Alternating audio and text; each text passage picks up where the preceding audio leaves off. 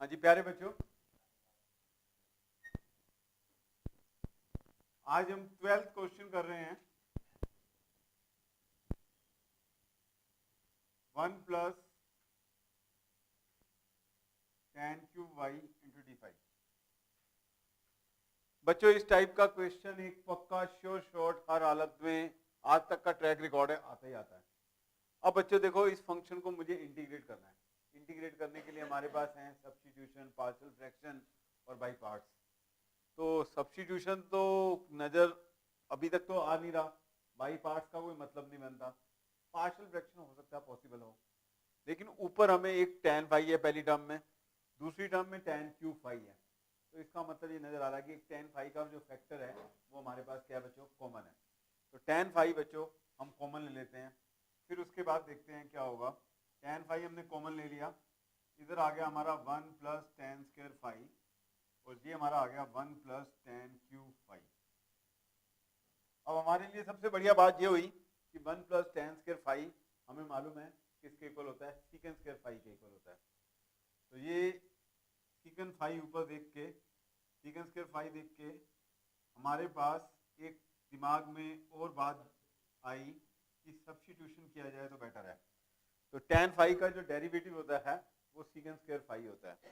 तो सब्स्टिट्यूट हमने कर दिया, tan फाई को बच्चों हम क्या रख देते हैं, t रख देते हैं। अब इसको हमने डिफरेंशिएट किया विद रिस्पेक्ट टू फाई। ये सब बातें आपने लिखनी बहुत जरूरी है। तो ये हमारा आ गया सीकेंड स्क्वायर फाई, तो dt हमारा आ गया बच्चों secant square phi into d phi. यहाँ तक बात क्लियर है बच्चों? अब देखो प्यारे बच्चों, और इधर आपने इंप्लाइज करते हुए लिखते जाना है। तो ये हमारा आ गया t upon 1 plus t cube into d t. Secant square phi d phi की जगह हमारा डी टी आ गया। अब बच्चों इसको आगे प्रोसीड करना है। हो सकता है आगे भी फर्दर आपका सब्स्टिट्यूशन हो। 1 प्लस टी क्यूब को यदि हम जेड रखते हैं तो ऊपर उसका डेरिवेटिव नहीं बढ़ा है, कुछ नहीं बढ़ा। अब इस क्वेश्चन को कैसे प्रोसीड किया जाए? अब बच्चों ऊपर जो पॉलिनोमियल है उसकी डिग्री 1 है, नीचे डिग्री 3 है, और अब हमें मालूम है कि यहाँ पर ए क्यूब प्लस बी क्यूब, इसको फैक्टराइज किया जा सकता है। तो इसको हम फैक्टराइज कर देते हैं। तो ये हमारा हो गया टी अपॉन 1 प्लस टी, और ये हमारा आ गया 1 plus T square minus t into d t. Is it clear? Perfectly clear.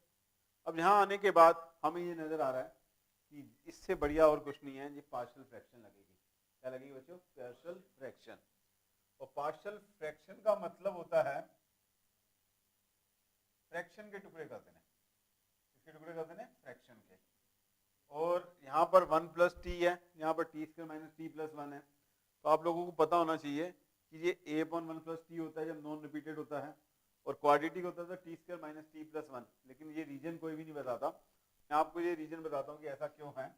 तो ए अपॉन टी प्लस 1, क्योंकि बच्चों यदि किसी पॉलिनोमियल को हम लीनियर से डिवाइड करेंगे तो वहां पर जो रिमाइंडर आता है वो हमेशा कांस्टेंट आता है, तो इसलिए यहाँ पर कांस्टेंट आता है। और क्वाड्रेटिक को किसी भी पॉलिनोमियल से डिवाइड करेंगे तो जो रिमाइंडर आता है वो क्या आता है, लीनियर आता है। तो इसलिए इस क्वाड्रेटिक के लिए क्या लिखा जाएगा, b t plus c upon t square minus t plus 1। अब बच्चों हमारा मेन टारगेट, और यहाँ पर आपने एक बात चीज का ख्याल रखना है, यहाँ पर इक्वल का साइन नहीं आता, ये इक्विवेलेंट है। जब आपके पास ए बी सी की वैल्यू आ जाएगी तो ये दोनों साइड आपकी क्या हो जाएंगी, इक्वल हो जाएंगी। अभी इक्वल नहीं है। अब बच्चों हमारा मेन टारगेट है ए बी सी को निकालना। अब हमने दोनों तरफ मल्टीप्लाई कर दिया टी, और इधर हमारा आ गया a into t square minus t plus 1, और ये हमारा आ गया b t plus c into t plus 1। अब बच्चों हमें वैल्यू निकालनी है ए बी सी की। तो इसको निकालने से पहले आप लोगों के लिए ये जो मेथड है बच्चों, यहाँ पर आपने सब्स्टिट्यूट नहीं करना t इज इक्वल टू -1, क्योंकि वो मेथड जो है आपका लिमिट दोनों तरफ से कट जाती है, वो सीबीएसई में अलाउड नहीं है। तो यहाँ पर जब भी आपने एबीसी की वैल्यू निकालनी हो तो इक्वेट करके निकालनी है। तो सबसे पहले हम इसको मल्टीप्लाई कर देते हैं। तो a t square minus t plus 1, और ये हमारा आ गया b t square plus b plus c t plus c. अब इसके बाद हम कोएफिशिएंट इक्वेट करते हैं। Equating coefficient t square both sides, क्योंकि हमें एबीसी की वैल्यू निकालनी है। तो अब आप लेफ्ट हैंड साइड पे देखो बच्चों, टी स्क्वायर का कोएफिशिएंट क्या है बच्चों, है ही नहीं कुछ, तो इसका मतलब क्या आएगा 0। और राइट हैंड साइड पे देखो एक a है एक b है, तो a प्लस b आ गया। उसके बाद हम इक्वेट कर देते हैं coefficient of p both sides. इधर t का कोएफिशिएंट 1 है, इधर माइनस a है, इधर आपका मल्टीप्लाई करते तो ये हमारा हो गया था c। तो आप लोगों ने कंफ्यूज नहीं होना, क्योंकि मेरे जो साइन बने हुए हैं t भी ऐसे ही लग रहा है और प्लस भी ऐसे ही लग रहा है, तो आपने थोड़ा सा देख लेना है इसको अच्छे से। तो यहाँ पर बच्चों हम t का कोएफिशिएंट इक्वेट कर रहे हैं, तो ये तो एक माइनस आ गया और इधर क्या आ गया प्लस c। अब बच्चों टी स्क्वायर का कोएफिशिएंट भी हम इक्वेट कर चुके हैं, t का कोएफिशिएंट भी इक्वेट कर चुके हैं। अब हमारे पास क्या रह जाता है, equating coefficient constant term, equating constant term. तो कांस्टेंट टर्म को इक्वेट करने का तरीका है, इधर हमारा 0 आ गया और ये हमारा a आ गया और ये हमारा b आ गया और ये हमारा c आ गया। अब हमारे पास 3 लीनियर इक्वेशन आ गई हैं a b c की टर्म्स में, इसको हमें निकाल के वैल्यू निकालनी है और अब आपने इसको एनालाइज करना है। अब इसको आप या तो डिटरमिनेंट मेथड से कर सकते हैं, यदि 3 वेरिएबल लें, या हमारे पास एक मैट्रिक्स मेथड से सॉल्व कर सकते हैं, लेकिन हम यहाँ पर इसको और अच्छी तरह सॉल्व करेंगे। इनको हम c को एलिमिनेट कर देंगे यहाँ से, दो इक्वेशन में से। तो एक हमारा है a plus c minus a plus c equal to 1, next है a plus c plus b is equal to 0। Is it clear और नॉट? तो यहाँ से हम जब एलिमिनेट करेंगे c को, तो इस इक्वेशन को सब्ट्रैक्ट करना पड़ेगा, तो सारे साइन चेंज हो जाएंगे। तो माइनस ए नितिन क्या हो जाएगा minus 2a minus b equal to 0। एक लीनियर इक्वेशन हमारे पास ऊपर थी, वो है हमारी a plus b is equal to 0। इसको हमने सॉल्व किया तो ये माइनस a इक्वल टू 0 आ गया। तो a की वैल्यू बच्चों हमारे पास क्या आ रही है, 0 आ रही है। लेकिन यहाँ पर बच्चों हमने गलती की थी, यहाँ पर 1 आना था, तो ये हमारा 1 आ गया और a की वैल्यू बच्चों आ गई -1। a की वैल्यू क्या आ गई -1। अब हमें b की वैल्यू निकालनी है, तो -1 प्लस b इक्वल टू 0, तो b की वैल्यू बच्चों क्या आ गई 1 आ गई। और हमारा मेन टारगेट ABC निकालने का ही था। अब इधर देखो बच्चों, -1 plus 1 plus c equal to 0, तो c की वैल्यू बच्चों हमारे पास क्या आ गई 0 आ गई। तो तीनों वैल्यूज आ गई अब हमारे पास। अब तीनों वैल्यूज को हम फ्रैक्शन में रख देंगे और इंटीग्रेट कर देंगे, तो हमारा ये क्वेश्चन जो है सॉल्व हो जाएगा। अब देखो प्यारे बच्चों, कैसे सॉल्व करना है इसको। अब इधर देखो बच्चों, दोनों तरफ हमने क्या किया, इंटीग्रेट कर देते हैं। 1 minus t into t square minus t plus 1 is equivalent to, a की वैल्यू हमारे पास आई थी -1 upon t plus 1 d t. और नेक्स्ट टी की वैल्यू बच्चों हमारे पास आई थी, बी की वैल्यू आई थी 1, ये आ गया टी, और सी की वैल्यू 0, और ये आ गया हमारे पास t square minus t plus 1 into d t. Is it clear और नॉट? अच्छी तरह क्लियर हो गया आप लोगों को? आराम से, कोई दिक्कत कोई परेशानी तो नहीं है? पक्का? अब बच्चों हमें इसको इंटीग्रेट करना है इस फंक्शन को।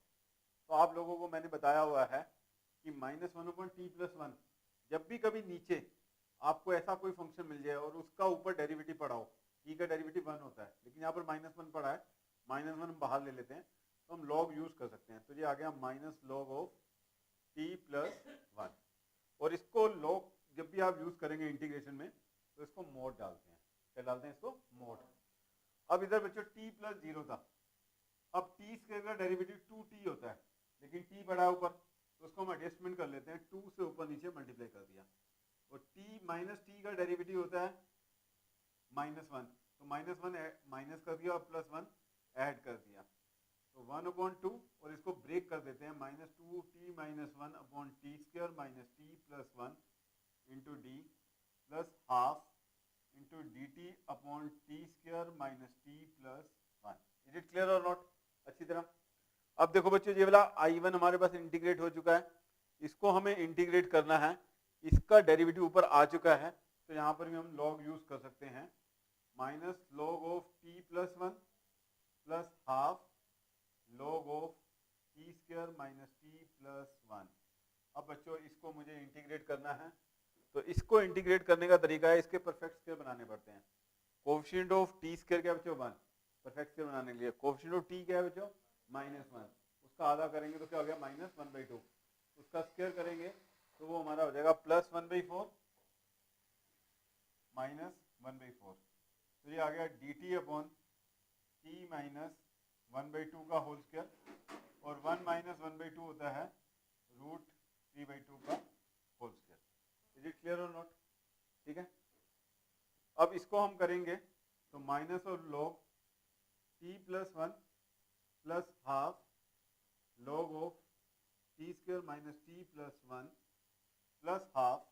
अब बच्चों आप लोगों को इसकी इंटीग्रेशन मालूम है, dx upon x square plus a square की जो इंटीग्रेशन होती है वो क्या होती है 1/a tan inverse x upon a। तो यहाँ पर बच्चों a जो है हमारा √3/2 है, और ये हमारा आ गया tan inverse t minus half upon √3/2, और ये हमारा आंसर आ गया। और आंसर जो है आपका क्वेश्चन x के वेरिएबल में फाई के वेरिएबल में था, तो फाई के टर्म्स में लिखना है, और t को हमने क्या रखा था बच्चों tan फाई, तो tan phi +1 plus half log tan square phi minus tan phi +1, और इसको ऊपर लेके जाएंगे 1/2 इंटू 2/√3, और ये हमारा हो जाएगा tan inverse 2 into tan phi -1 upon √3, और प्लस सी आपने लगाना नहीं भूलना, ये भी हाफ मार्क्स का होता है। और यहाँ पर आपने कोई अलग अलग एक्सपेरिमेंट नहीं करने की tan से tan काट दो, यदि आपको कुछ नहीं समझ आ रहा, माइंड लॉजिक नहीं दे रहा, तो आपने उस क्वेश्चन को वहीं छोड़ देना है। बच्चों ये क्वेश्चन जो था इसके अंदर सब्स्टिट्यूशन भी था, पार्शियल फ्रैक्शन भी था, उसके बाद परफेक्ट स्क्वायर वाला पार्ट भी था, और उसमें लॉग भी हमने यूज किया। इस तरह ये क्वेश्चन जो है सीबीएसई के पॉइंट ऑफ व्यू जो 2016 में आप क्रैक करना चाहते हैं, 12th क्वेश्चन था, इसको आपने अच्छे से प्रैक्टिस कर लेना है। तो इसमें बड़ी सारी रिविजन आपकी